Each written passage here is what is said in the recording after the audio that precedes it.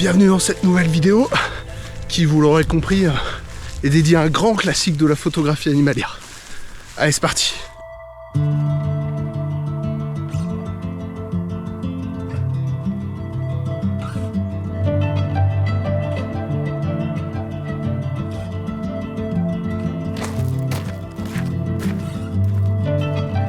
Alors le chevreuil, c'est un petit mammifère de la famille des cervidés, donc il est herbivore.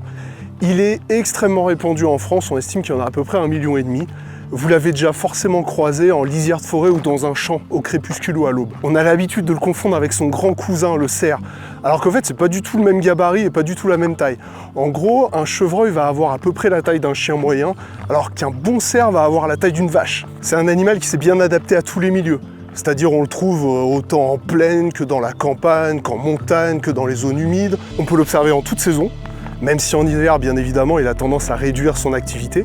C'est un animal qui a besoin de champs, de haies, de lisières pour pouvoir trouver sa nourriture, se déplacer, se reposer. Et c'est exactement le type de paysage qu'on a aujourd'hui dans les Alpes de Haute-Provence. Donc je vous propose d'utiliser ce secteur pour partir à sa rencontre.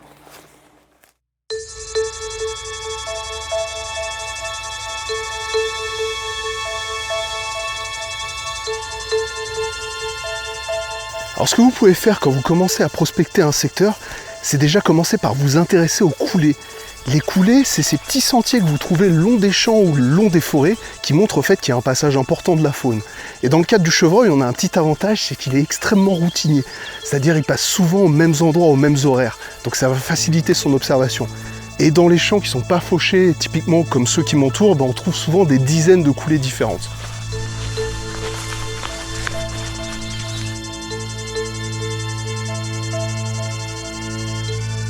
Là, on est clairement sur une belle empreinte de chevreuil. On peut pas trop se tromper, hein. 2 sabots, une forme de petit cœur et puis une taille relativement modeste. On aurait éventuellement pu confondre avec ce qu'il y a dans le coin, typiquement du sanglier et du cerf, mais dans les 2 cas, on aurait eu ce qu'on appelle des gardes, c'est-à-dire 2 pointes bien marquées à la base des sabots. C'est pas le cas ici, et puis surtout les traces auraient été beaucoup plus grosses. Donc on va continuer dans cette direction.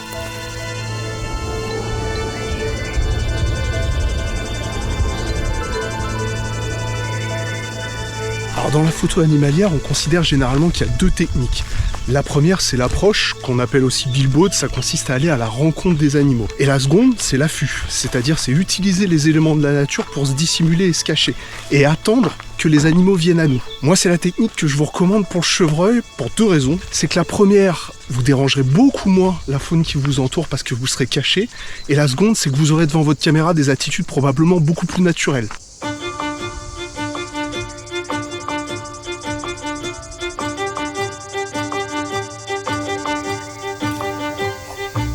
Dans un super affût, parce qu'on est au milieu de la forêt, au milieu des broussailles, et on a une superbe vue bien dégagée sur un champ de lavande. Et en plus, on a le vent de nord de face, donc ça emmène notre odeur là-bas derrière. Donc c'est parfait. J'ai placé un piège là, il y a 2 jours, il y a un beau brocard qui est passé, donc je trouverais ça super qu'on arrive à faire une photo du chevreuil au milieu des lavandes. Donc ce qu'on va faire, c'est qu'on va rajouter quelques branchages, améliorer un petit peu les lieux, et puis rendre tout ça confortable.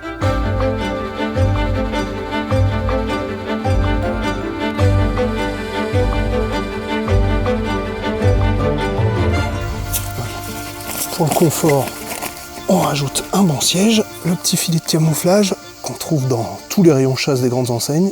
Donc là, on va se rentrer et puis on reviendra au crépuscule pour faire l'affût.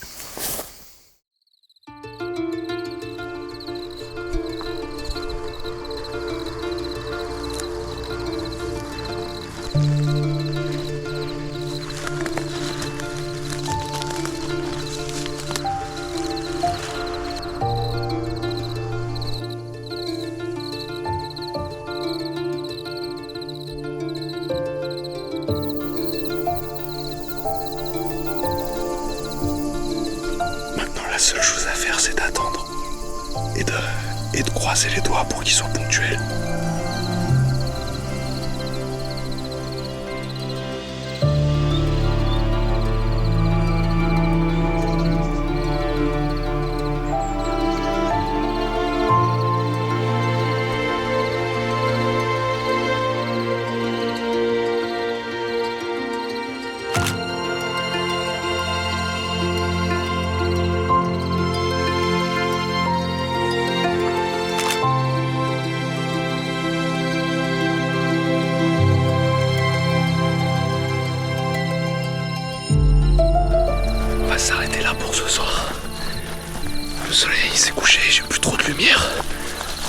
passe avec quelques photos et vidéos supplémentaires et puis on se retrouve juste après.